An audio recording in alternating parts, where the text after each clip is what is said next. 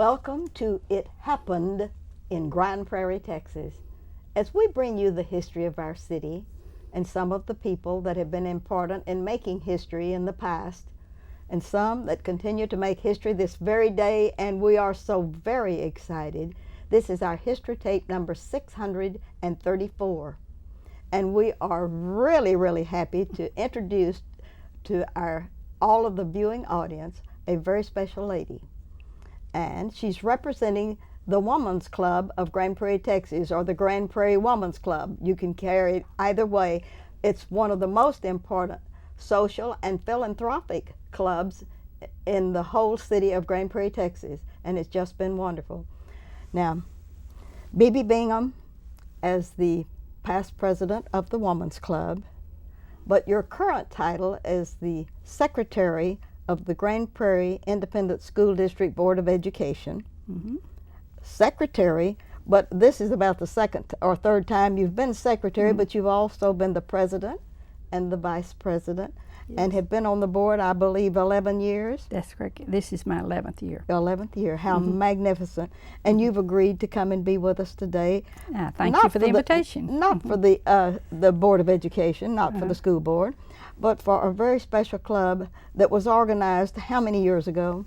It's been 42 now. 42. You're celebrating mm-hmm. the 42nd birthday of mm-hmm. the Women's Club.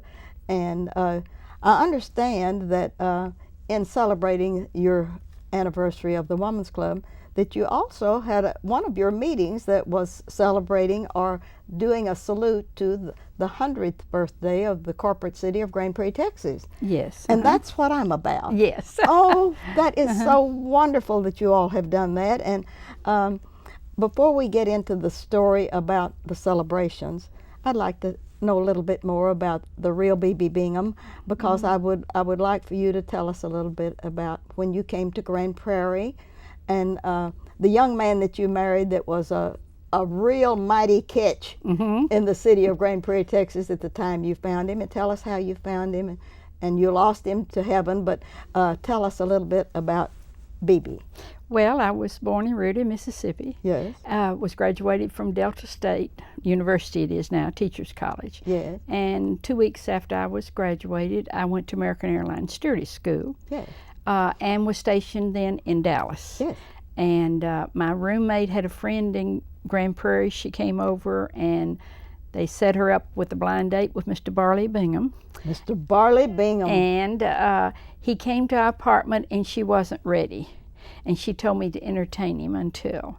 Yeah. And so she went out on the date with him, had a wonderful time, and he called me back. And usurping.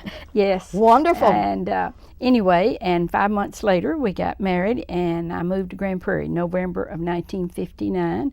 So this is my 50th year in Grand Prairie. Did that shock Mississippi? That you left them to fly and then... Yes, to some extent, because I had always wanted to be a teacher. Oh, yes. From the second grade on, and got my teaching certification and everything before I came. And once I moved out here and got married, I had planned to start teaching once my children got into school. Yes. And our daughter developed juvenile type 1 diabetes before she was 4. Yes. So I stayed at home and did not teach until she was a junior in high school. So I was 23 years away from my student teaching when I first started teaching. And I'm telling this because I always encourage young ladies to get their degree, and then that you never know when years later you want to teach. That's I've got right. to make this plug. Yes, got to do that. Got to do that. And then I started teaching. I taught 3 years, then I got my master's, and I was assistant principal and dean of instruction at South High School, and then I was principal at Kennedy and at Adams before I retired in 98 and ran for the board in 99. That's wonderful. Mm-hmm. Now, name your children. Brian Bingham, and he married Sandy Sherrill, and they have 2 children, Bryce, who's 12, and Brooke, who is 7. All right. And then Brenda, and she married Robert Ward, and they have 2 children. Samantha's 19, was graduated from South, and Bradley is 15, will be a 10th grader at South this year. And Bradley is a go-getter, isn't he? Oh, yes, Oh, they all yeah. are. Oh, yeah. And all my children and all my and their spouses and my husband were all graduated from Grand Prairie schools. I'm the only one of the group. You're the only one that was in Mississippi. In Mississippi. But we brought right. you home. Right. I got here as fast as I could. That's wonderful. And how long have you been a member of the Women's Club? I'm a charter member Charter since member. it was organized in '67. Back in the dark ages. Back in the dark ages. And wasn't that good that the city built the yes. building for us and all of the good things that have happened in that? This was a long-time vision of the Federation of Women's Clubs. Yes. Here in Grand Prairie. I was not involved with that. I had the small children, Yes. and I was involved with the Rajavian Book Review Club and was president the year that they organized the club, and they had invited all the presidents of all the club, plus, many women were invited to this, and that's how I got involved. And it's been fun ever since, hasn't Fun it? ever since. And you were president what year? 72, 73. 72, 73. That was a good year. Good year. That was the year we did the original cookbook. That's good. That is a real documentary to you and to the group. Well, they used to do the Oopsie Daisy Yes. talent shows, and every other year, and I was an other year, so we did the first cookbook, and they have published a number of cookbooks since then. Well, we've had lots of presidents, and I started to bring the book with all of the past presidents in it, and I thought we would never get on with the show to tell about the real thing that we wanted to talk about, and that was your happening of the Mad Hatter program. Yes. And a hat parade Yes. that you had, and that was just this year. Just this year. And I had this crazy lady who does this television show called Happening in Grand Prairie that asked me to make a hat for the city's celebration of 100 years. So I made the 1909 hat. You have made the year that Grand Prairie became an incorporated city, 1909. How on earth did you find out what was happening to hats in 1909? Well, I went to the real source, the internet. You did. And you know that everything on the internet's true. Oh, I hope it's all true, but tell us how you researched that. Well, I looked into hats and I put the year and I went through it, and there's a little history in there too. Hats prior to 1907 were small and hairstyles were close to the head. And in 1907 there was an operetta, and the name of the operetta was The Merry Widow. And the designer, Lucille, whoever Lucille was, designed this Merry Widow hat. And it became very popular. The play was popular, and the hat. And it was always black. The hat was black. It was encased in chiffon or organdy, and then it said on the internet it was festooned with feathers. Festooned. I love that. And I had a black hat frame, and I bought the material at one of the fabric stores. I looked for a plume, but couldn't find one right easily. I'm sure I could have gotten on the internet and gotten one, but I got a couple of feathers at a flower shop. How wonderful! And just you sort of built it, and just built it from that. But and then during the time, of course, they used hat pins a lot. And something that was amusing to me in reading about this, that the ladies, when they combed their hair, they would save the pieces of hair that came out, and their hairdressers on, and they would keep this until they got, they'd have a large sack, a ball of hair. And many ladies, if they had thin hair, now my hair's thick and I don't have that problem, to stick the hat pin in, they would press the hair, and it was their hair, so it was the right color and everything. And they weren't into the wigs as much as we are. And they could put the hair in their own hair, and that would hold the hat on with the hat pins. So they went in for very festive hat pins. And another thing they said in this article, that about that time that the hairstyles changed, that they did the part down the middle, and then the hair was full over the ears, and consequently they needed a larger hat. So well, how exciting! The Perfect story research, of the story of our magic hat. Of our magic hat. You answered the call so perfectly, Well, because you could build it. You could afford to buy it. You could afford to rent it, and Right. all of the other good things. Well, I really but didn't spend much money on it. That's good. Probably less than $10. I'm Isn't sure. that good? And it's just so perfect. I used well, now to tell me about the make hats. about the Woman's Club when they had the contest. Well, did you have more than one enter? Oh, me, yes. I don't know how many ladies were there, 20, 25 that had on hats. There were more ladies than that there, but that had on hats. And we did a little hat parade. Yeah. And they picked the most beautiful, oh me, I've suddenly forgotten what they call the names. But there was one that was more of a unique, and then one more of a traditional standard hat. Yes, And they picked 2 in each category. And it wound up, this was in the beautiful hat category. In the beautiful hat category. And you won a prize.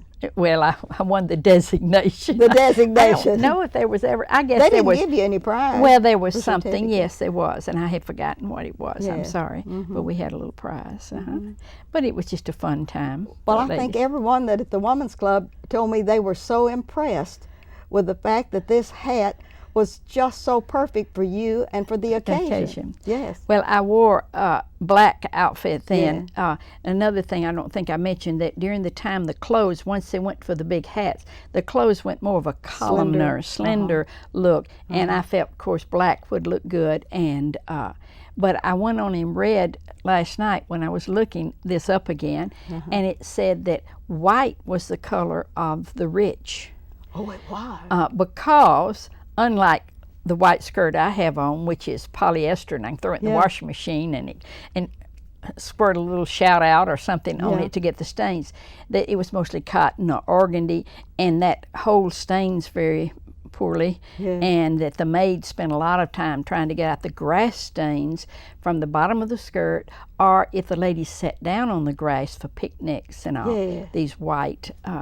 And I thought that was interesting. We forget how difficult it was for clothing then. That's wonderful. And after all of the happenings of this, you still go back to the Women's Club. You're there almost every time the door opens. Well, I enjoy the Women's Club. They have wonderful philanthropic projects. Can you name us some of the things that you all do? The big thing is Kids Inc., Kids in Needs of Clothing, and it's in cooperation with the school district. The school district furnishes a place for us to have all these clothes. Oh, they do? Oh, yes, and we are at this time using it over on 27th Street, over close to where Old Fanning used to be.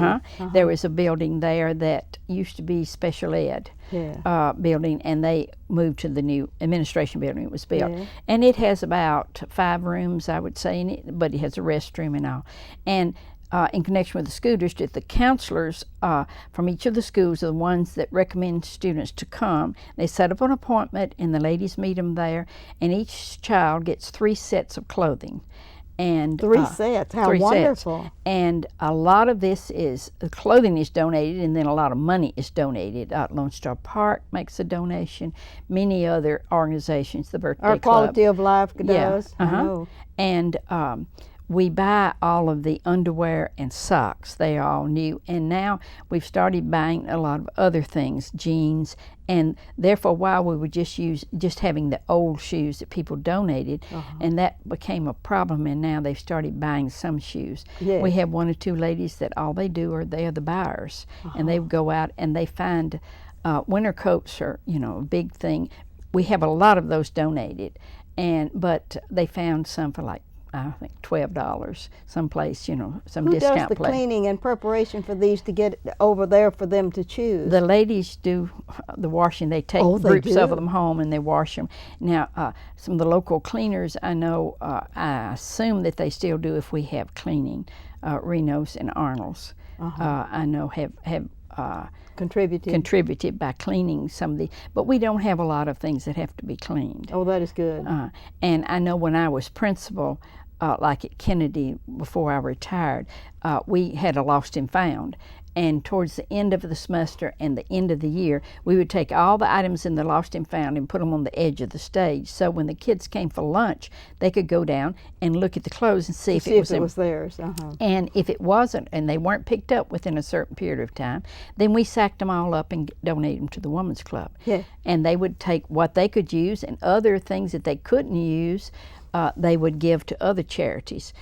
For instance, if it was a lady's dress, yes. these kids won't, yes. wouldn't need that. Yeah. But it's real heartwarming to go over when some families are there and with their kids, and they're so excited they get new clothes. Oh, that is one. It's that Kids Incorporated. That is one of the most exciting programs that y'all do really philanthropically. We do give 2 scholarships each year, one from each high school to a girl, a $1,000 scholarship.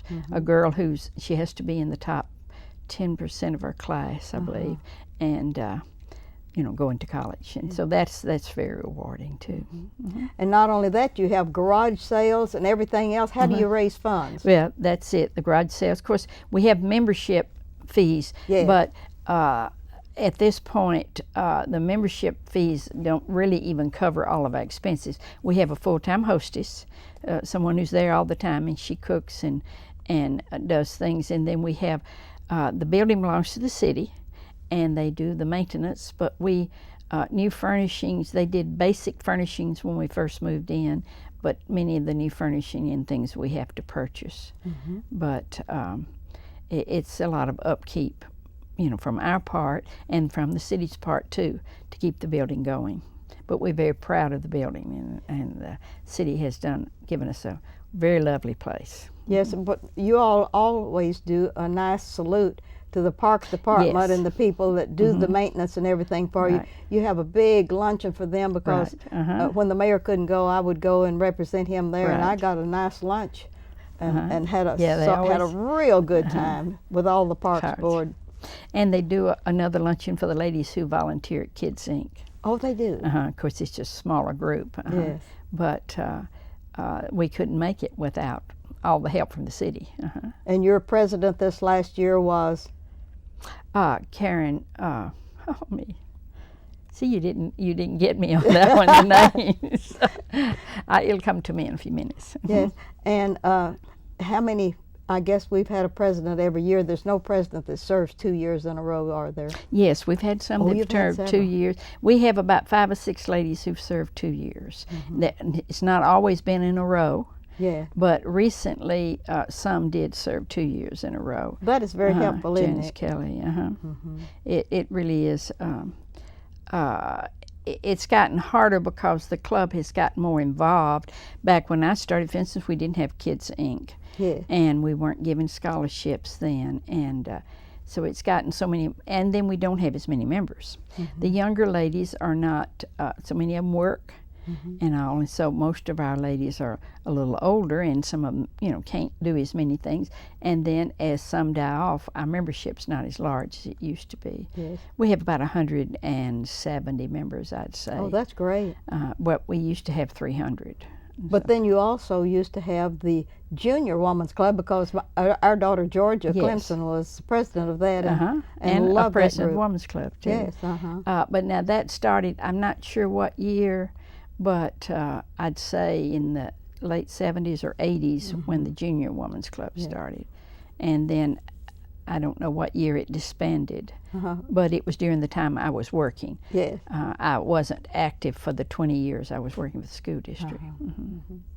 Well, I just think it's been wonderful to have you on the show, and to bring your hat, and to talk about your hat. And to talk about what do you have for the future of B.B. Bingham, Secretary of the Board of Education, and a wonderful, wonderful helper at the Women's Club. Are you involved in any other group?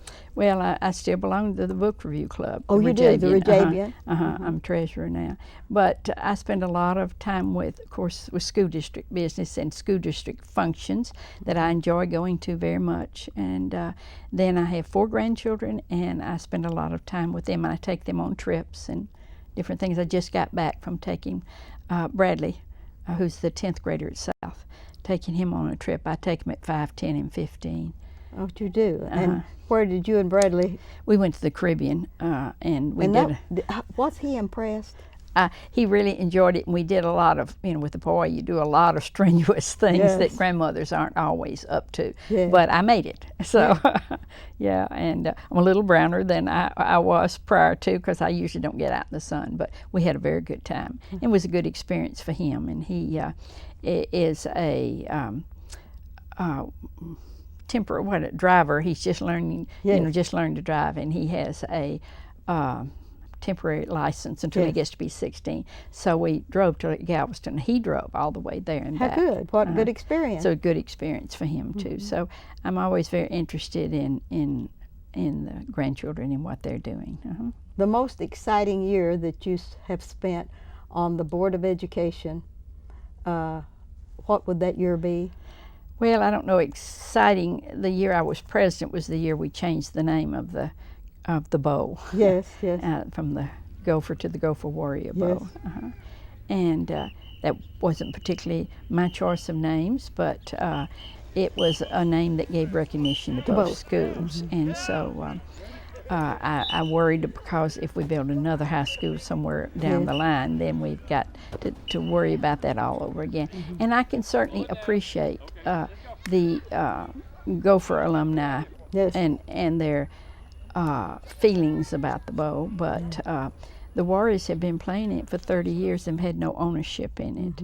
And that was when we did the $4 million renovation of the bow. Oh, and the bow looks gorgeous. It's gorgeous. It is gorgeous. And I must say that our new Dubisky Career and Technology School. Tell me about this school. Is going to open in August, and we are extremely excited about it.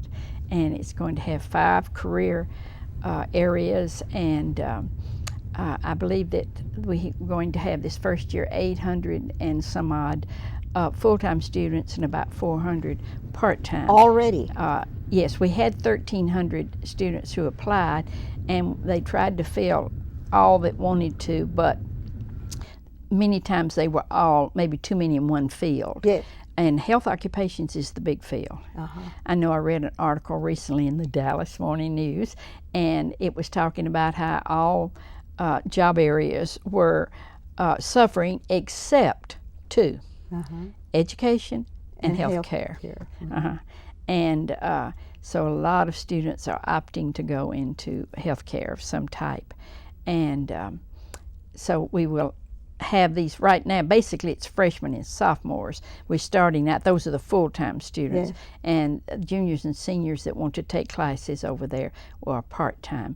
It's been a long process, and it's been interviews and all. And Vicki Villarreal is going to be the new principal over there. Excellent lady. Yes, and she was the principal at the 9th grade center at South.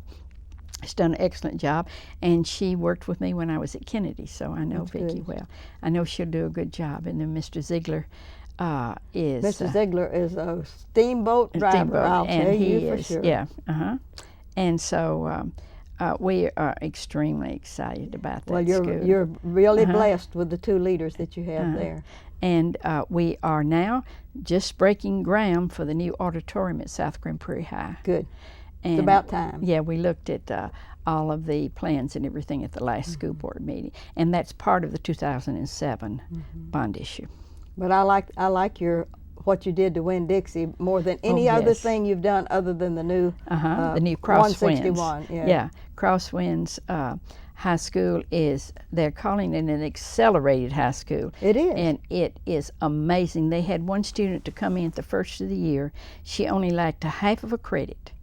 She did all the work on what that half credit would take, took the exam, and was graduated in 2 weeks. Isn't that fantastic? And we have a nursery for the students who have children, and a lot of these students, that's the reason they had to drop out of school. And we have morning classes, afternoon classes, and evening classes. So a kid can work in the morning and then go to work and work the rest of the day, or they can work in the morning and go to school later. And we had about 100 students to graduate this year. We had a graduation ceremony out at Quick Trip Park, and that was very rewarding. Very exciting. Very exciting. And how many students, you just don't realize all the problems they've had. Yes. Many times it's marriage and babies, and sometimes it's illnesses in the family where they had to quit and take care of the rest Their of the parents family. or somebody else. Right. Yeah. Or sometimes they had an illness, or sometimes they had young people's disease. Yes, that's it. You know, that Just they didn't just want- they'd they rather just go didn't want play. to. And They'd now rather they go play. realize that they really need that, a high school diploma. And I'm They very need the proud high of them. school diploma rather than just the alternative, because they can't get into the military unless Right. they have an actual graduation certificate. Right. And there, I know they announced it at this graduation at Quick Trip, names, and they said, and this person is now in the service, Yes. in the Army and Navy, whatever, and they weren't there. So there were at least 6 or so that were already in the service. Mr. Spears and his staff had done an excellent job. And I want to say that our superintendent has really Yes. got us Stem going. Winder. Yeah. Yeah. Well, now, it's time for us to close out our show. I'd like for you to look out to your guest camera and change the subject from schools back to the Women's Club and invite anyone Oh, yes. to be a member, but you have to be recommended by someone to be a Yes, member. So let them know all of that and tell them you do a Yes. great work, and we're so thankful for the hat and for the process and for the celebration Yes. that we had with the city. Oh, I want to mention, I do have on my great-grandmother's necklace, cameo necklace. That is historical. And it's at least 120 years old. Oh, so, that is yeah. wonderful. But we would love to have more members of the Women's Club. You're going to invite everyone in our viewing yes. audience. And you need to have a recommendation from a member of the Women's Club, and they're like 170, so that's easy to find. And the membership, I think it's $30 to join and $75 a year dues. Yes. And we do a lot of great things for the community. We have about 6 departments. 2 of them are bridge departments, and others are flowers, or eating out, different things that they have. 3 G's is garden, glamour, and gourmet. And then there's, let's say, flowers. And you have a lot of activities that you can pick and choose. You don't have to belong to everything. Yeah, that's wonderful. Tell them to come on down to the Women's Club, and it's a magic place, and their telephone number is 972-264-2320. I happen to have that one memorized because I keep in touch. I want to thank you so much, Thank Bebe. you. Thank I appreciate you inviting for me. listening to that little old lady that came to you and wanted a hat from 1909. 1909. I'm going to put it on to end out your show. Okay. And Oh, see. that is good. Sometimes they were worn like this, and then a lot of the ladies had to have a little dash and put it to one side. Or The only thing, we can't see your beautiful face. All we could say, if yeah. you'd hold your head back like you're laughing. well, and sometimes they wore it back. Oh, they did? But some of the ladies wore it back on the back of their head. Oh, thank you for that hat. That is Good. so meaningful to the 100th birthday of the city of Grand Prairie, Texas, because we have your endorsement of the fact that we're celebrating, and you celebrated the 42nd Yeah. birthday of the Women's Club of Grand Prairie, Texas. Thank you for being Thank on our you show. very much. God bless your family. Thank you. And this is Ruthie Jackson reminding you that history is as we live and do, and that we document it correctly, and as correctly as we possibly can. Thank you for watching our show and being a part of number 634.